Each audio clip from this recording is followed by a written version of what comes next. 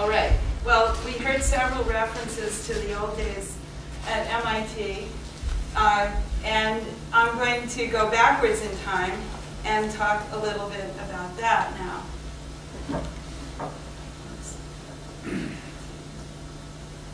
Okay. And in fact, go to the very early days when Steve was first going to MIT. I'm not sure if he'd even arrived there yet. But there was one colleague in the Department of Mathematics who did such a spectacularly wonderful thing for him that, who knows, it might have changed his career for the better to such a fundamental extent that maybe we wouldn't have been here. Now, we've already heard that this colleague didn't prevent all bumps, future bumps in the road, but what he did was a wonderful gift. This colleague was Norman Levinson from the MIT Department of Mathematics, one of the great mathematicians of the 20th century. Now, Norman Levinson, the gift was he communicated Steve's first work to the Proceedings of the National Academy of Sciences. And as far as I know, this is Steve's first publication called Nonlinear Differential Equations in Prediction and Learning Theory. And in fact, I'm going to read you the first sentence of his first paper, just for the record. This note introduces some nonlinear differential equations which can be interpreted as a learning theory or alternatively as a prediction theory whose goal is to discuss the prediction of individual events in a fixed order and at prescribed times. Now, much of his subsequent work probably could be captured in that one sentence as well, but this was certainly a beginning, and it was communicated by Norman Levinson. Now, that wasn't all. Norman Levinson didn't stop there. Here's another paper from the same time, communicated by Norman Levinson in August of '67. September '67 is when Steve started at MIT as a brand new assistant professor. This is a brand new PhD, having his papers communicated by one of the most famous mathematicians in the world. And that wasn't all. Here's another one from the same month, communicated by Norman Levinson. Another one submitted by Norman Levinson. And another one communicated by Norman Levinson.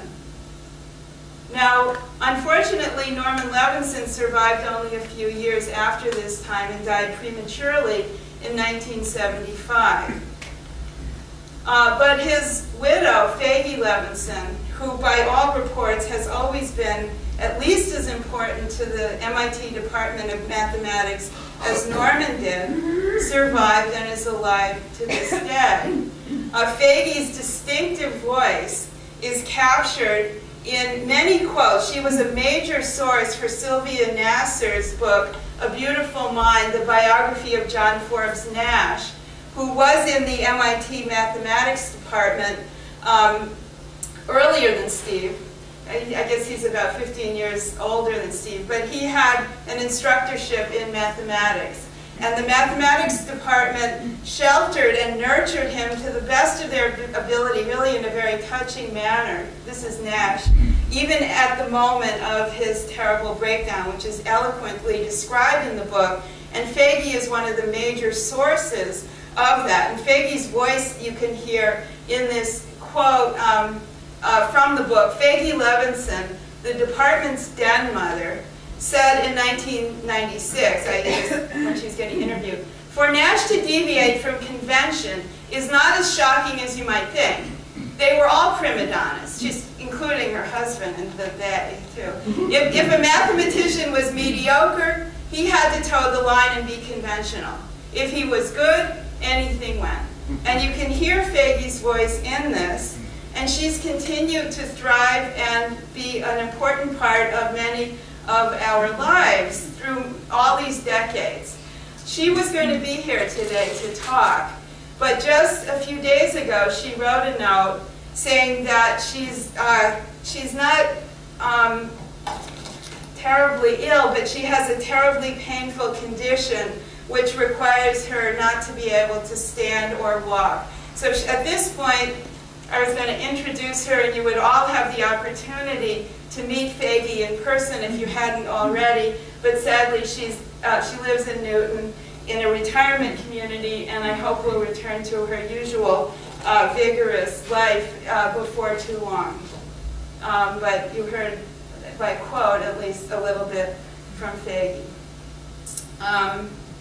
Okay, what's next? All right.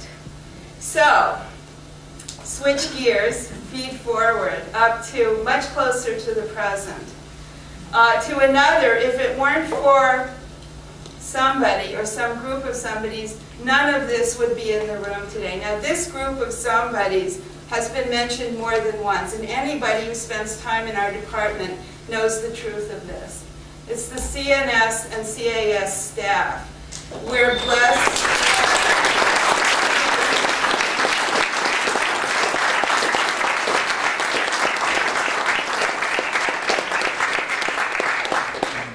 We're blessed with an amazingly wonderful, loyal, long-lived staff.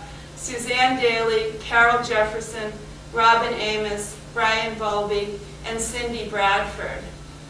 Now, Cindy and her then boyfriend, David, she was Cindy Suchta back then, we had the good luck. So here's one of these turning points in history over which we have no control, and without which I can definitely say none of us would be in this room today. They, as young, just graduating from college, moved to Boston from Indiana, and David became a mainstay and still remains a mainstay of the Department of Astronomy. And both of them are very accomplished musicians and performers, and in fact David's going to be playing the piano and providing other music for us at the banquet at the castle later in the evening. But the rest of you know Cindy. This is a picture back from when they had just arrived. And I'm very happy to introduce Cindy to you, who's going to give what I believe is her first lecture in the Department of Cognitive and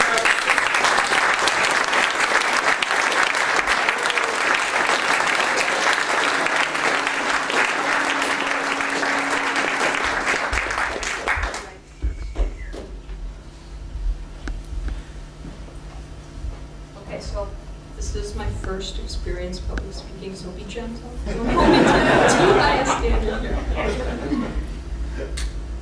So, after all these years, I finally get my very own title page. I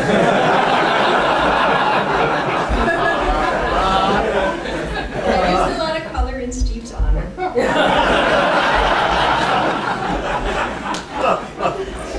And it shows you all the various awards that he's been PI or co-PI on since we've been working together. Wow. So, and I hope I got all of them, but I got most of them. So, once upon a time, in 1982, I had just moved to Boston, and I was looking for a job. And when the BU personnel office asked what was I looking for, I actually said to them I wanted something a little out of the ordinary that was going to challenge me on a daily basis. I really did say that. And they said, oh, we have just the thing. Said we have this new research center where they want to study the brain, and they've been looking for a staff person. So they sent me down to interview, and I got hired. And people sometimes complain about the effectiveness of the personnel office, but I think they did a pretty good job that day, matching the candidate to the position. So I just wanted today to share a few highlights with you of Steve and of the department.